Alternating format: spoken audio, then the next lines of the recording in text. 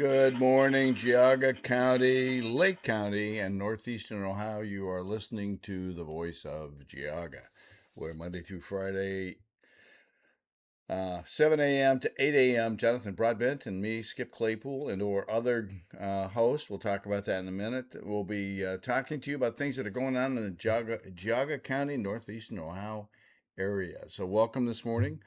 If you'd like Welcome all. if you'd like to participate in the program, you can call us at 440-946-9468. And this program is being brought to you by the VFW out of Chardon and Middlefield and the American Legion out of Chardon and Newberry. And we have a new sponsor. We're trying to get information from our new sponsor on how he wants to be portrayed. But right now we're going to go with anonymous. So thank you to our anonymous new donor, or actually host or sponsor, who has generously helped keep this program on the air. And so he's one of what I will hope to be many more folks who understand the value of this program to northeastern Ohio, Geauga County. And so he has generously helped to keep us on the program this week. So, and we welcome Mr. Anonymous, who we'll talk more about that shortly. Tomorrow, we're going to have a special host on. I'll be traveling to Columbus to testify in the House Bill 445 committee, which is being sponsored by Mike Davila out of Strongsville. He's a state representative. Sarah Fowler and Steve Demetrio, our representatives, have co-sponsored this bill 445, and it puts constraints on NOACA. Right now, NOACA has a supermajority, and so basically, there's 5 counties. None of the 5 counties, all their votes combined, can't override Cuyahoga and Geauga County. And given the ridiculous decision process policies of Cuyahoga and Cleveland, you can see the nonsense that they do in Cleveland. They take our tax dollars and spend them in ridiculous ways in Cleveland, and so Mike and Sarah and Steve and a number of other representatives wants to put constraints on it and say you can't have a supermajority.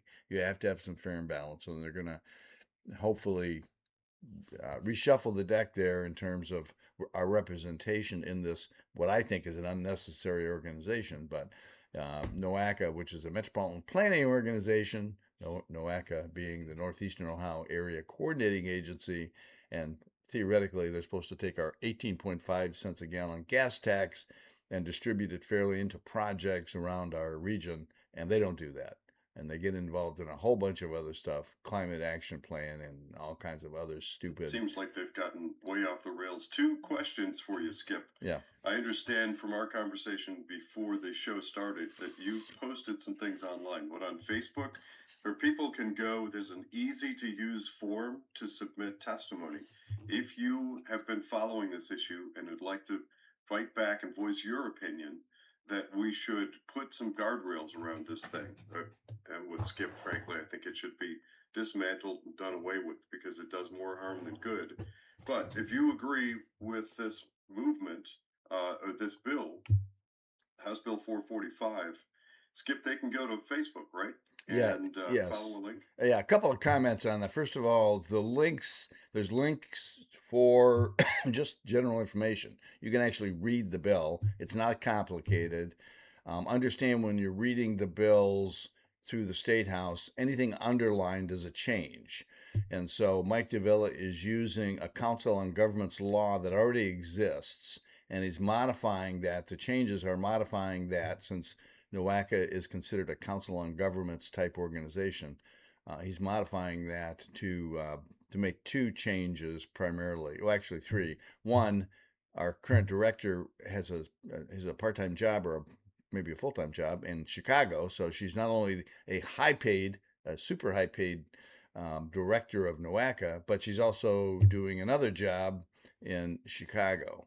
And so he's going to say, no, if you're the director and being paid hundreds of thousands of dollars to do that job, you can't have another job.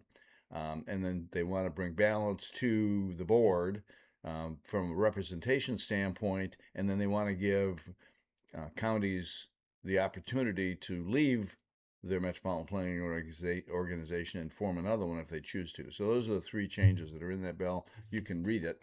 Um, and so And the deadline for submission the, is midnight the tonight. deadline for submission, if you want your submission to be in the testimony for tomorrow's meeting, it's the midnight. You don't need to fill out the form.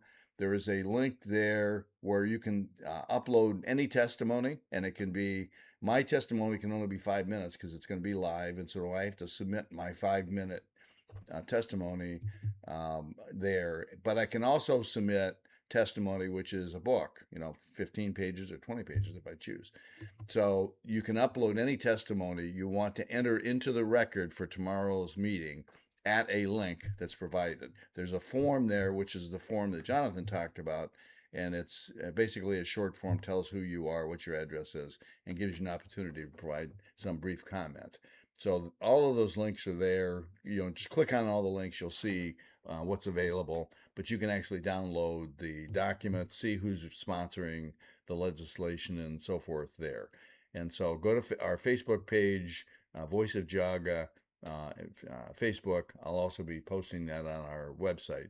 But if you want to submit for the formal committee, that deadline is tonight at midnight. What time does the meeting start tomorrow, Skip? Tomorrow morning at 9 o'clock in the morning. Anybody wants to write along, let me know. You can tag along with me. But I'm So planning on. there's so Go ahead. there's a possibility, I'm assuming, you might be able to call in from the road. You've done that before. Not that I'm putting you on the spot here, Skip, telling you have to. If you want to just stay focused on the road, and if you're driving, then by all means just focus on that. But you've done the man on the street thing before, and for my part, I'm thankful to have you going to places like the county planning committee and driving down to Columbus to in person voice your opinions on this whole NOACA issue. It's a sticky ball of wax. But do with that comment, I'm not sure that I knew that, or maybe I'd forgotten about this whole thing with the director of NOACA making a big salary here to run this shady group. I call them shady group here in Northeast Ohio, and also have some other job in Columbus. That seems ridiculous. Well, You you know would what think comes that to mind? you would think that the board would have a problem with that and take issue with that, but the board is not. And our one of our commissioners, Jim Dvorak, is the vice president of the board. Although, to be honest with you, I don't know that he's got the sense to raise that issue. But you're right. I'm, I mean, there is so much that's going on that's wrong with MPOs generally. They're not necessary entities. They were created by the federal government to control states, basically, in my opinion. But yeah, it's centralized government, which but nobody should want. I With her pay, I'm reminded of that expression attributed to Margaret Thatcher. Socialism is great until you run out of other people's money. So the whole thing, like people like this director of NOACA, who knows what she's making off of these social engineering types of quasi government. You know, what does she make? 400,000, 600, no, I think 800,000, I've lost track of her salary. It's close to 200 and some thousand. Might be close to three plus hundred whatever thousand. she's So making in Chicago. So you just yes. add it all together, and it's badness. It's how you end up with people like Bernie Sanders and Sherrod Brown, who end up they just working in government or quasi government sorts of roles for decades, and poof, before you know it, they've got mansions and private jets and things like that, talking about how they're going to fix society because there's so much inequality, and they're going to champion fill in the blank cause. They're constantly going on and on about that, and just getting richer by the minute. But there's, if I could segue into yesterday morning on the show, we mentioned another hot button topic. This one made much more of a flashpoint, or even more of a flashpoint, and that has to do with these data centers.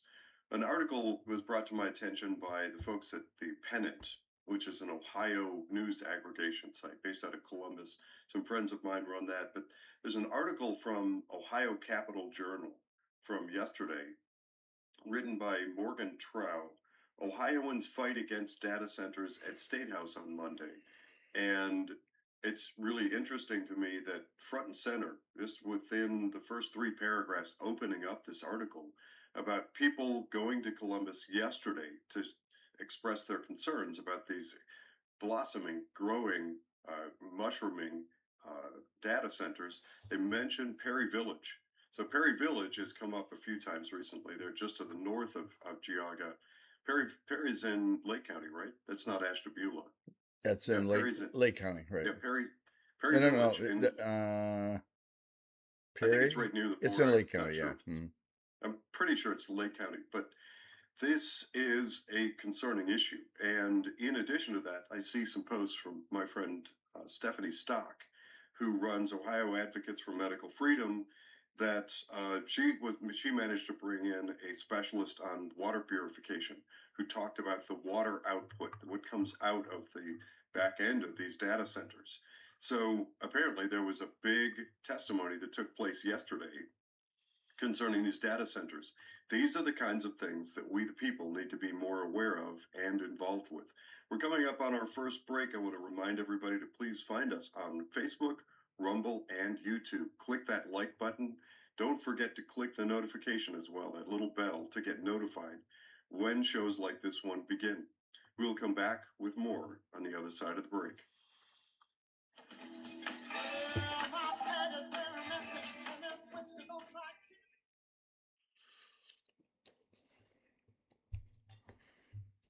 Mics are off, mics are off. Yeah, so that's a key description. Council on Governments. Yeah. People don't know enough about those. Yeah. This There's whole idea, and most all of them seem to have fallen in line over the past couple of decades, going back to at least 1991, with the United Nations and World Health Organization. So we've got these regional push where people want to think that their local representative is they're answerable to them, that they can go in to fill in the blank board meeting or commissioners meeting, whatever. But oftentimes there's this top-down pressure that comes from some regional government, and the money flows through the state or federal government, and then ultimately, when you look at what they're selling, what's being pitched, it's coming from World Health Organization or United Nations. Yeah, it's council on governments is really a corrupt kind of a structure because it is totally contrary to our representative form of government. You take Yep. all these governments, we have 5 counties involved with um, 30 seconds, 30 seconds. NOACA, and I was looking at each of the areas represented. So we got a whole bunch of there's 26 representatives out of Cleveland who are sitting on their part of the voting process, and 3 from the state of Ohio. I mean, how can a little county like 10 seconds, 10 Geauga seconds. County with 3 votes?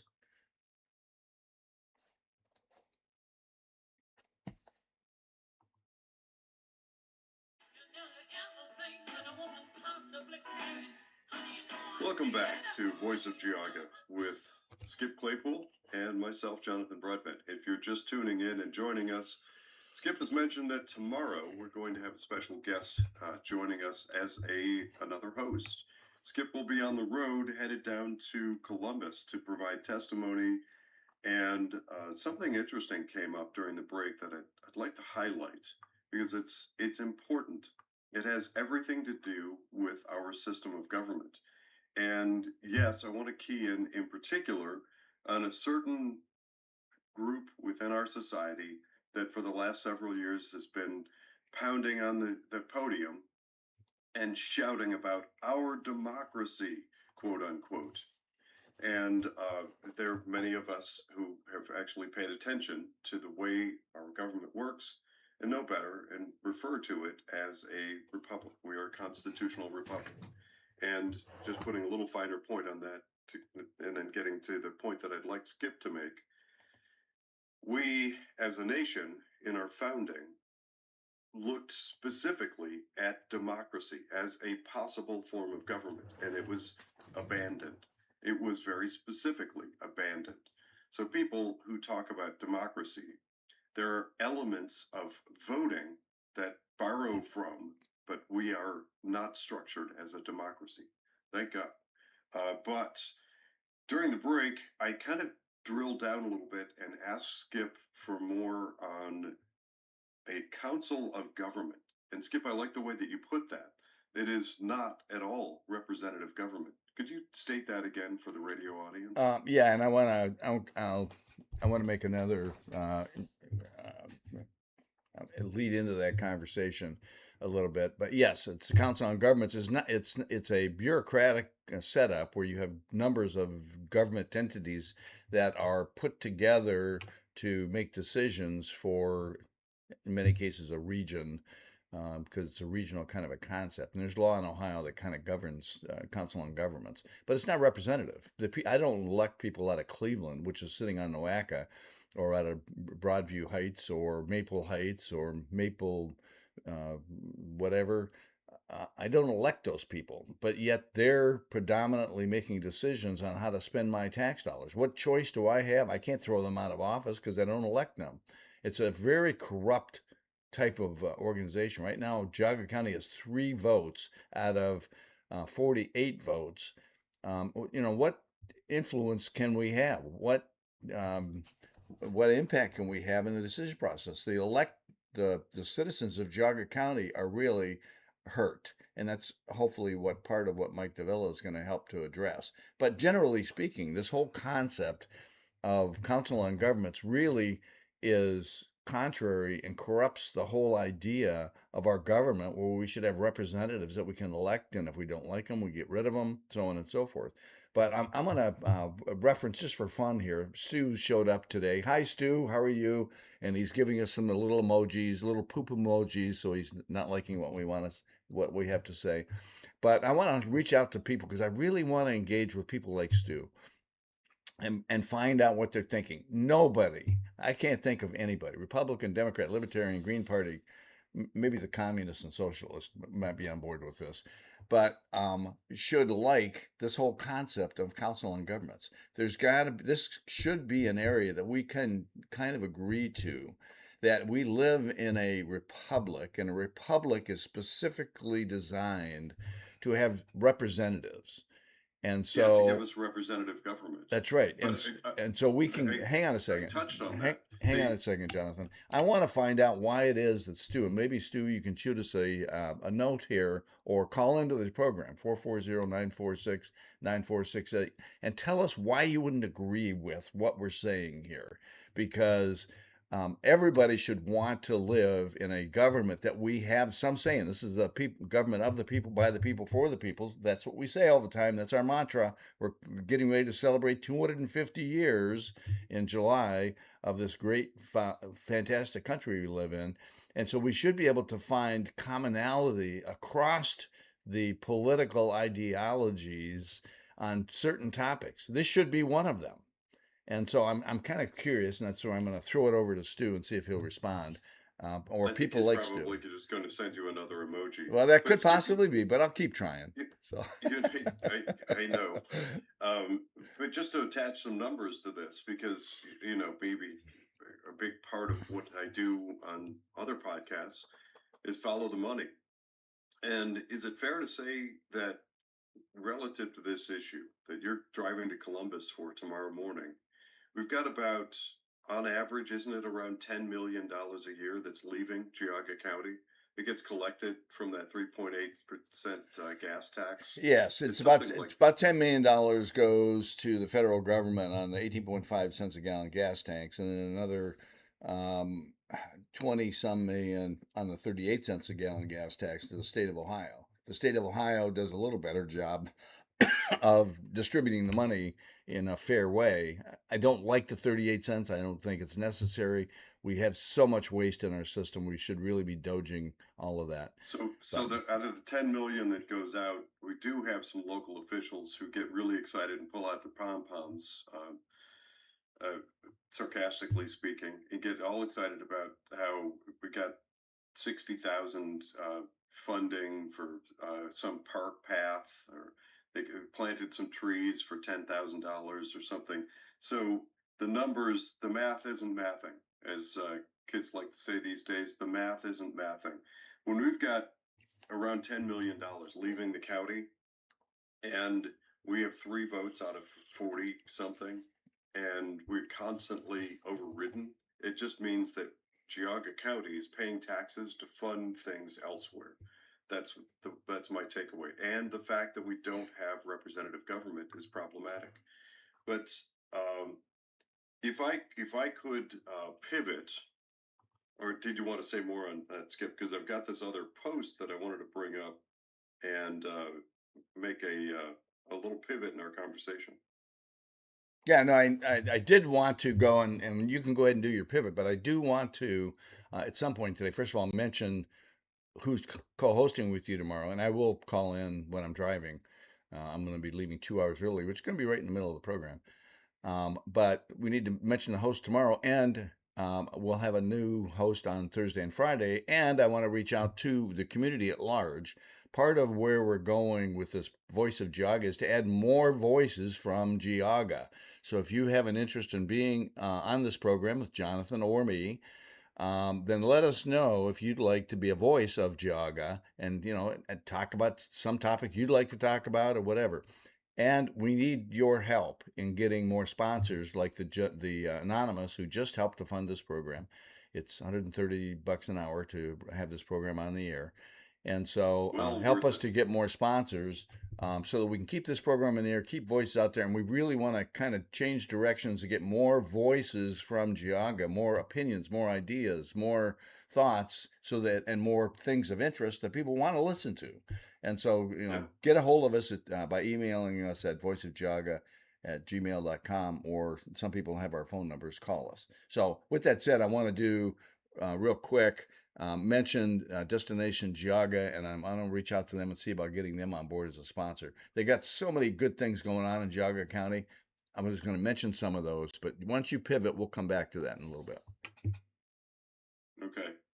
Well, just going to point out a little fun post here.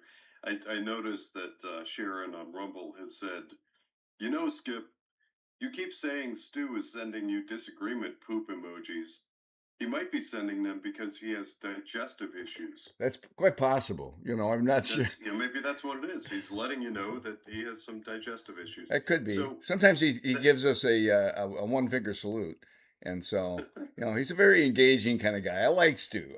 Stu, if you're I've listening, I noticed. don't know you from Adam, but you being on this program kind of get makes it interesting for me. Oh, also, there's another announcement. I'm sure that most all of our audience will want to hear this. On Friday morning, my co host from Ohio Political News, Brian Massey, will be making an announcement on the signatures that have been collected in the effort to abolish Ohio property taxes. We've been talking about that. Brian covered it on Sunday's show. By the way, if you haven't watched it, go back and watch Sunday's show. We had State Representative Jennifer Gross, and then we had Chris Long from Ohio Christian Alliance talking about the fraud in Medicaid, etc. So that was Sunday evening. But Brian mentioned on Sunday, Ohio Political News has an exclusive, probably primarily because Brian's a host there with me. But so that is on Friday morning at I'll have to double check the time. I'm sure I have a link from Brian. I will post that. So Friday morning, we're going to get an update on the status of those signatures. But back to this is something I actually brought up on Friday's show last week. That's come back up again. There's a post on Facebook that caught my attention. This may ring a bell if you listen to Friday's post. Students for Liberty references a YouGov poll. YouGov did a poll of Americans and finds that 25% of people associating themselves or defining themselves as very liberal, 25% of Americans defining themselves as very liberal, say violence can be justified to achieve political goals. compared with 3% of very conservative Americans. This is a short but very interesting post, and it goes back to the point that I was trying to make. This is what's being talked about and advocated for. Well, actually, we're coming up on a break, so I'm going to leave this as a teaser. When we come back from the break, I'm going to read this post. It's very well written from Students for Liberty pertaining to these statistics and where they're coming from. Join us Facebook, Rumble, YouTube, or dial in 440-946-9468 to join the conversation. We'll be back on the other side of the break.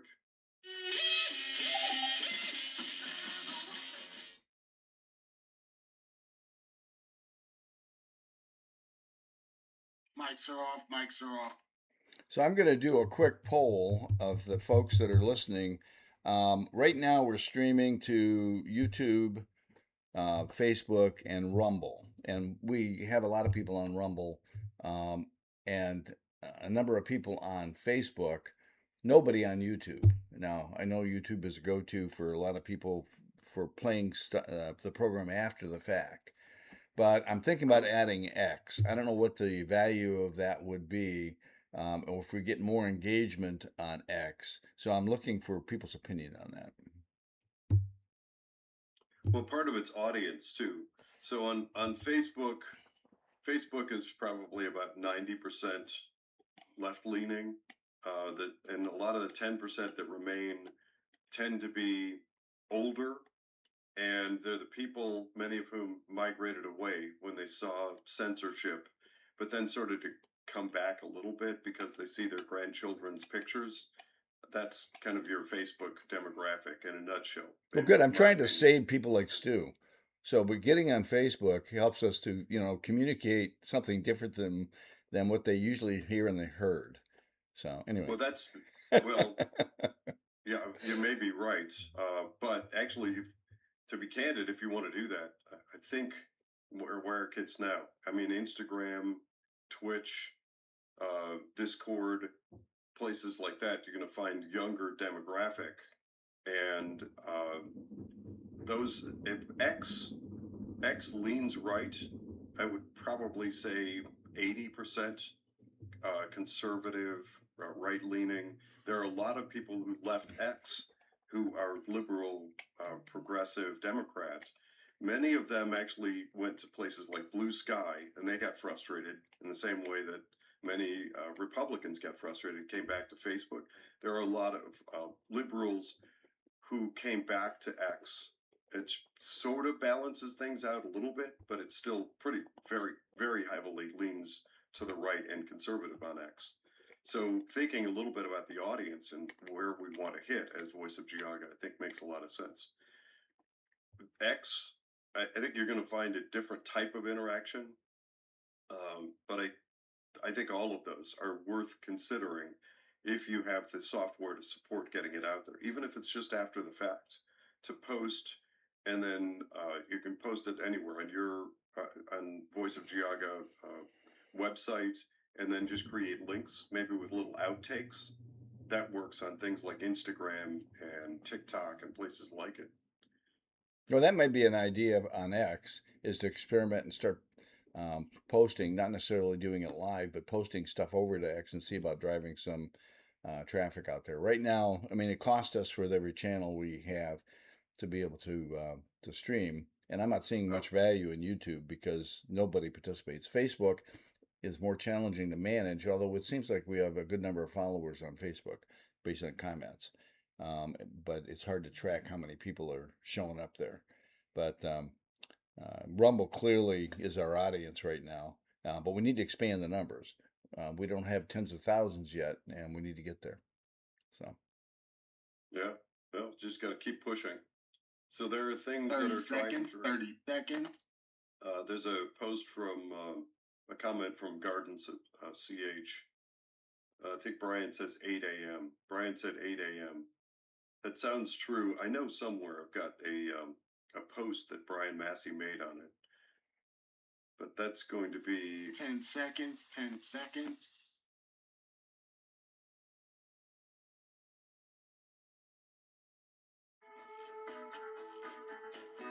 Welcome back to Voice of Geauga with Skip Claypool and myself, Jonathan Broadbent. There is a comment here from Gardens of CH, and you know what? I'll send Brian a text. I'm hoping he's awake. I think Brian Massey said 8 a.m. on Friday. Don't remember the exact time, but even if I don't find it during the course, find and confirm it, I should say, during the course of today's discussion, I will make sure to post that time, and when I get it, I'll post the link. I post that many places and help to Ohio Political News to get out events and sessions like Friday morning. But back to what I started to say before the break, there is a post on Facebook from Students for Liberty pertaining to this YouGov poll that's very concerning. And this is the sort of thing I don't suggest that we should be ignoring. If there's growing appetite for violence and growing approval of violence, need to be talking about where it's coming from and the purposes behind it.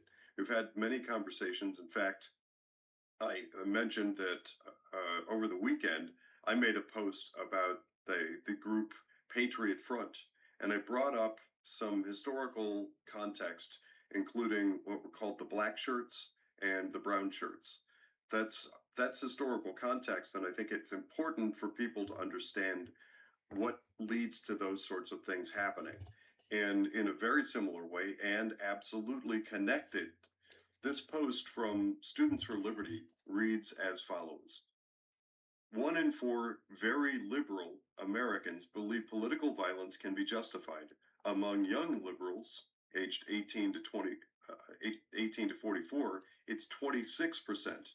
For very conservatives, 3%. This isn't a both sides problem. The gap is enormous. Political violence, intimidation, property destruction, assault to advance ideology is antithetical to democracy. Once you accept that ends justify the means, you've abandoned the principles that keep societies from descending into chaos. The pattern by age is equally troubling. Younger Americans are far more likely to justify violence. 19% of 18 to 29-year olds versus 3% of 65 plus. This isn't wisdom, it's radicalization. What changed? A generation raised to view political dissent, uh, excuse me, a generation raised to view political disagreement as existential threat. Where opposing views are wrong, they're dangerous. Where compromise is betrayal and dissent is violence. When 25% of a political faction believes violence is sometimes justified, that faction is no longer committed to democratic norms, it's committed to winning by any means. This is how democracies collapse, not suddenly, gradually, as more people decide that rules don't apply when the stakes feel high enough. That's what we're getting at. We're in this pressure cooker environment where people are made to feel like they are harmed and attacked and vilified and oppressed, and that equality, equity, whatever you want to call it, now they've blurred the lines between those two words, that that there are bad people out there, and they are made to feel like they're under attack constantly. And the only way to fight back is violence. Violence is the answer. And growingly, you have younger and younger kids who are raised to feel that way in an environment. And I've touched on this before, it's a kind of a hot button for me. But we have a vast array of very violent content that children are absorbing, from social media to those short form videos to the constant parade of destructive horror. Everything you look at seems to be depictions of graphic violence. Put all that together, and I believe we have some harmful and destructive social engineering. The last piece on that, and then I want to get Skip's feedback, is there's history behind this. It's happened before. Militarize and torment a generation of children, and you can switch a society fast. What do you think, Skip? Yeah, I mean, if you look at history, generally speaking, you look at what Stalin did in Russia, and Vladimir Lenin and Mao and Castro. you see the same tactics repeated through history, and by the way, Yep. the outcomes are always the same. So I'm not sure what these aren't anarchist objectives happen to be. Like AOC, she wants to change our country. Well, change our country to what? What there is no better system than what we currently have, and that's proven over time. Although we've been screwing that up because we're bringing more socialism into our system. The good news is there's a positive news. We're seeing, places like California now. The governor race is looking like it's leaning toward a Republican, and Los Angeles is looking like an unknown is going to take over for Karen Bass, who's a complete disaster communist. Madami is ultimately going to wreck New York City, and then Yeah. the pendulum will swing. But to your point, we're teaching in our society today anarchy, and which is very, very scary because that leads to all kinds of violence, and then a disruptive effect, and then it takes us into communist, socialist, authoritarian types of governments. We don't have an authoritarian today. We don't have a king.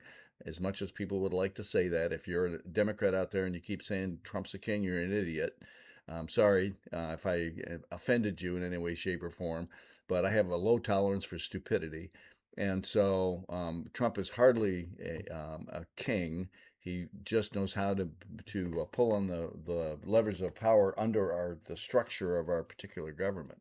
But so yeah, it's very concerning to me as I watch society, even when I talk to my kids and grandkids, because a lot of this they go to college. It's almost like you want to tell your kids not to go to college because the nonsense they learn in the college, you got to be very careful which college they go to. Um, Instead of learning science and or history and or engineering, I've got a granddaughter in the engineering program.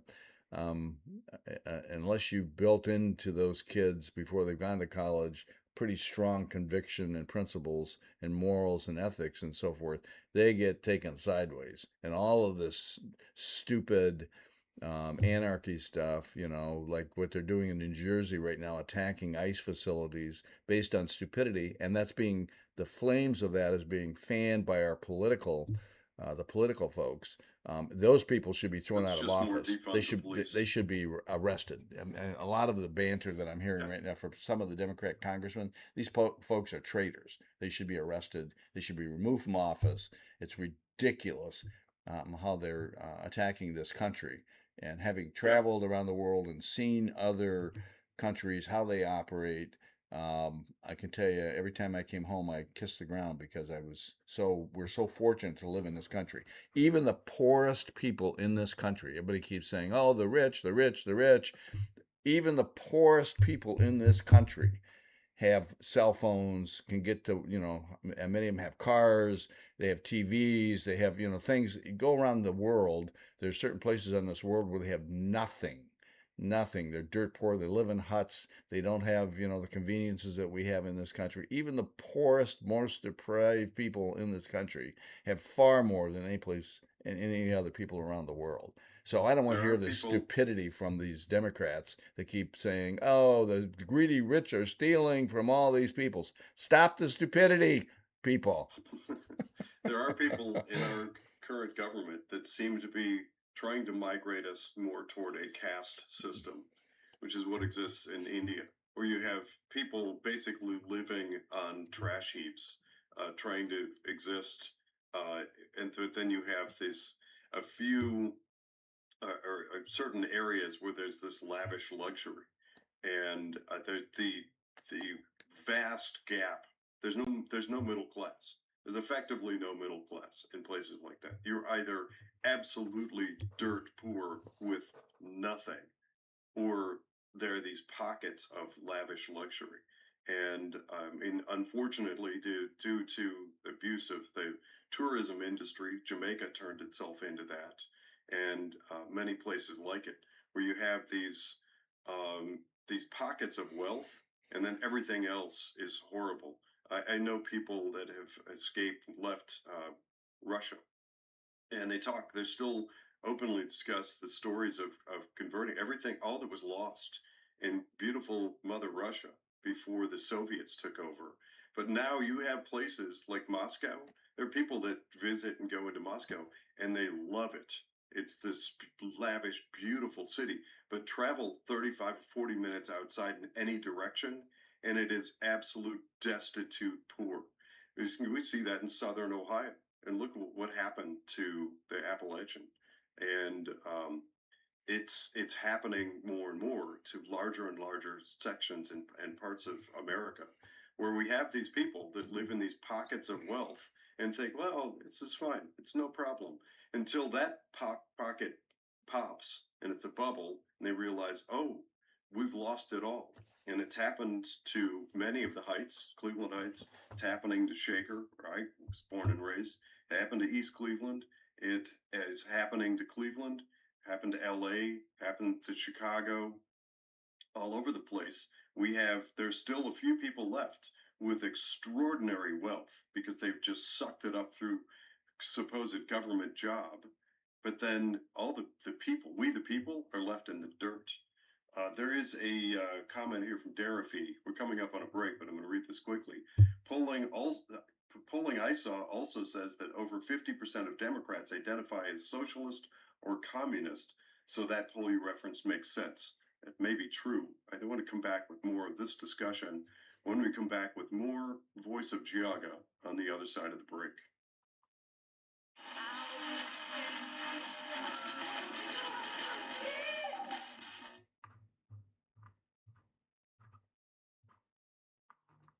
Mics are off. Mics are off. There's a comment here. Skip, the way you describe college indoctrination is also happening in all or most private high schools. Interesting. Yeah, I don't know that I would go that far, and that's a pretty broad statement. But there certainly are influences that happen in our schools because we have people, and people, take their opinions into the schools. But I have personal experience with West G, and not a lot of that indoctrination is going on there. We have actually the teachers being hired are screened pretty carefully by the staff or by the superintendent and by the principal. And so there are schools that do work to try and provide what we consider a good education.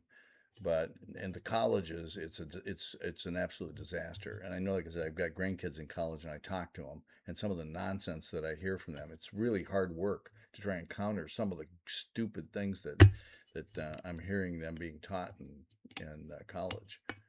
Because The now the big the now big they're at an problem. age where you can't even influence them. And once a person gets to 18, 19, 20 years old and they have formed some stupid opinions, it's hard to get them, off 30 of that. seconds. So 30 seconds. The biggest problem, and this is especially true in K through 12, is the teaching colleges. The teaching colleges that teach the teachers who are connected to, that's a whole different ball of wax. 10 seconds. 10 seconds.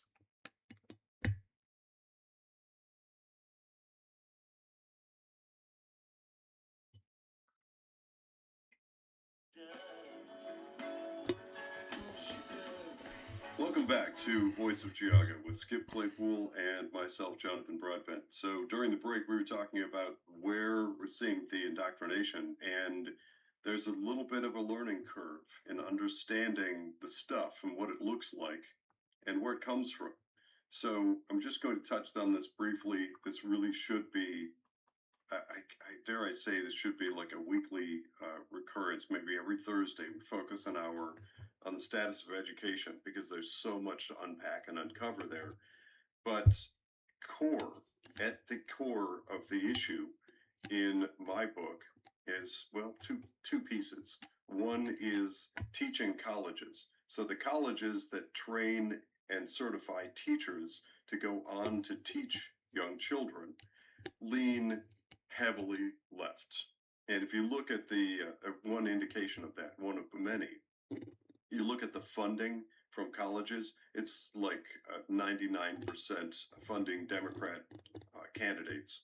And you do find many instances of college campuses that are openly hostile and very unfriendly to any professor that isn't far left, progressive, liberal. So that leads then to people entering education as a career who have been just immersed in the Kool-Aid. They didn't drink it, they were plunged in it. And for years, told that they can only rebuild our horrible, derelict, destruct society if we tear it all down and rebuild it into social communism. Never mind the fact that that has 100% failure rate and always ends in death and gloom and doom, etc. But there are some comments. If you're on Rumble, you may want to go, or if you're not, go find Voice of Geauga on Rumble and tune into the conversation, because there's a very robust conversation taking place on that. But um, back to the matter at hand. If we aren't talking about these things and what the next generation is exposed to, and believe it or not, here's where I'm going to take us with this conversation. Well, leave me enough time, Jonathan, before the end of the program. I want to give my bread recipe today. Oh So, yes, sorry about yesterday. That was on me. I want to make sure to give you plenty of time for the bread recipe. I'll speak quickly. There is a big part of society that looks with admiration to Native Americans and Native American tribes. I had occasion years ago to visit the 500 Year Society, and it was really cool. I did a pipe ceremony, and so the idea of elders, of of people with wisdom teaching the next generation isn't it's lost on today's society. We should be bringing it back. We should be talking more openly about the errors and problems, the wrong choices that this generation is making, and make efforts to out it and get the next generation rerouted onto a better path. That's all I wanted to say. Back to you, Skip. okay, let's do this because we get into some of these depressing topics, and I just want to say, when the world ends and we have to survive on our own, there's certain basic skills you're going to want to have. One of which is bread making, and I make a lot of Yeah. bread, various kinds of bread. I'm going to give everybody a simple bread recipe, which is one of my favorites. I do it for breakfast bread, so when I get up in the morning, I eat toast.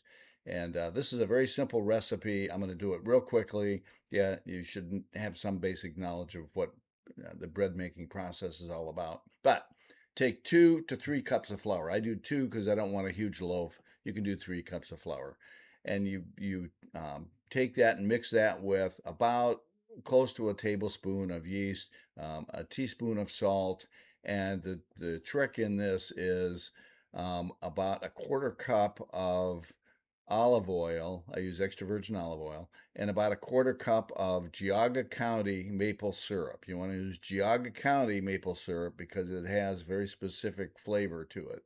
And then the secret is I add a touch of orange juice. The orange juice is adds a little bit of a citrus flavor to it. So maybe eighth of a cup or something. You'll get a fix on this with it, how much you like. And so then you fill the rest up for about a cup and a quarter of water. And then you warm that up in your microwave. You make it warm because you don't want to kill the yeast. And then you mix that all in with your flour. The flour should be not sticky, but not too full. So you mix the water in, you knead it, and as you're kneading it, if it sticks to your fingers, add a little bit more flour to where it's not quite so sticky that you can't make it into a nice. And you just knead it, and so you knead it, put it in a bowl with a little bit of olive oil in there so that it doesn't the surface stays moist, and let it rise for about an hour. So after about an hour, it'll be puffed up, maybe a little bit more depending on environmental conditions. And so once it's doubled in size or a little bit more than doubled in size, you punch it down and you let it rise one more time. Now, at this point in time, you can either throw it into a bread loaf pan or you can raise it a second time, which I often do. And so you let it raise a second time, and then you put it in some parchment paper in a loaf pan, and you let it rise again till it's just above the top of the pan or doubled in size. and you bake it at 400 degrees for about 30 minutes, and there you go. The house will smell wonderful with bread, smell going out throughout your house. You take it out of the oven, you cool it, and then just enjoy the bread. And so periodically, I'm going to throw a recipe out there for people. I've got a no knead multi-grain, multi-fruit bread recipe that I'll throw out to you. It's very simple to do at some point in time. But That sounds interesting too. uh, So, Skip, if I understand correctly, there are possibly three times of rising, roughly 1 hour each. yeah, roughly the second and third risings happen faster. The first one is kind of takes longer, but once you punch it down, it doesn't take as much time for the second rising, and it's so easy. Why people even buy bread, I don't know, because it's bread is just so easy to make. It takes a little bit of time, and you have to time things out. But once you get used to making the bread, it's like a no brainer. You mix it, you throw it in, you go watch TV, you do something else around the house, and after about an hour, you go back and check it. It's not critical. Certain breads are a little bit more sensitive, but it's not critical. It could be, you might rise it for an hour and a half, and because you forgot it or something. It's not a big deal. But Mm. I like to rise it three times because it adds a little bit more smoothness to the bread that comes out. And sometimes I'll throw rye seeds in it, make rye bread, or use rye flour. Sometimes I put a little chocolate or cocoa in the bread mix to make a two-tone kind of a bread. And so there's all kinds of different bread recipes you have. But I also made pickles yesterday. I'll share with you my refrigerator hot pickle recipe at some point in time. So anyway, Oh, that's I my like hot bread pickles. recipe today. Stu, even you can enjoy bread. And so I will give that as a gift to you to go and enjoy, and maybe that'll cure up your intestinal issues. So I like that idea. Yeah, we'll liven things up with some recipes. I have had occasion to join Skip in his kitchen for wonderful meals. He's very good in the kitchen. So thank you for sharing that bread recipe. And one thing, like many things in life, like pretty much everything in life, give yourself some leeway.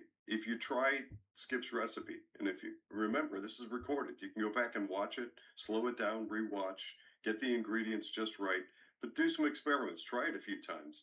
If at first you don't succeed, try again. If it doesn't come out the way you'd like it, maybe make some tweaks and adjustments and see what happens.